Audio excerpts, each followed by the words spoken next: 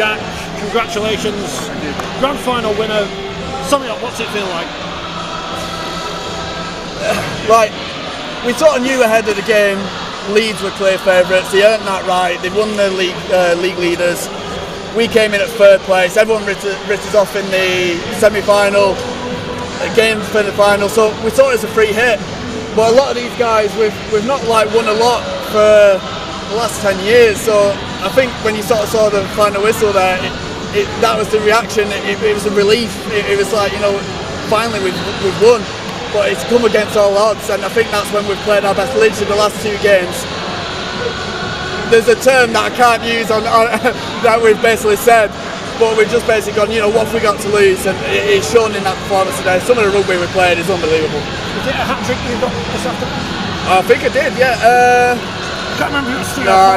The World Rugby League, like, there's so much that happens throughout the game. You just don't know. You just literally onto the next set, and I think we went behind for a little bit, and normally for us that's the turning point where we start infighting, but we stayed positive, stuck to the plan, and I'm just glad I could contribute.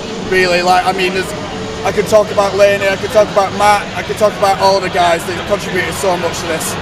The thing that amused me the most standing in the stands was lots of players that they've got a serious face, haven't they? You're having a training session, or you're having a laugh.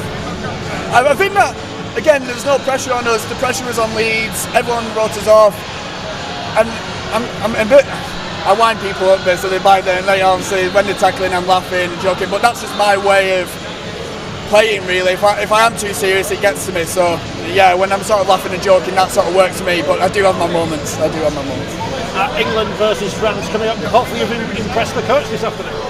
Hopefully so. I think there's a fair few of us knocking on the door. I mean, obviously you've got Tom Elwell, Joe Coy, Jack Brand that were obviously there, and Declan that were there in the England squad for the World Cup. And then there's obviously guys, Josh Butler. I think he won Young Player of the Season. For me, he was my Player of the Season. I thought he was phenomenal all this season.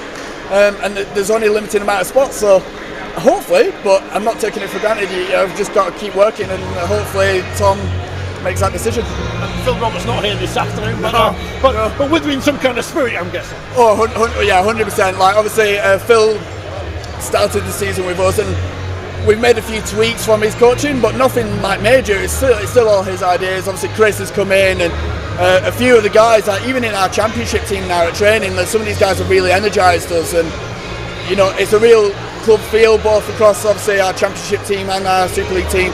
Unfortunately, obviously the championship guys didn't get to the end in terms of the result they wanted today, but a lot of them guys are pushing us, like, you know, Nathan Roberts and Tom and Danny. For me personally, I feel threatened, and that's good because it's all good competition. What happens next? Do you get to go on an open top bus tour around Wigan with the men's team? I hope so. Yeah, it would be nice, wouldn't it? I don't know, to guys. Again, probably because we didn't expect to be in this position, we've sort of not really got any plans, but I'm sure we'll find a way to enjoy it.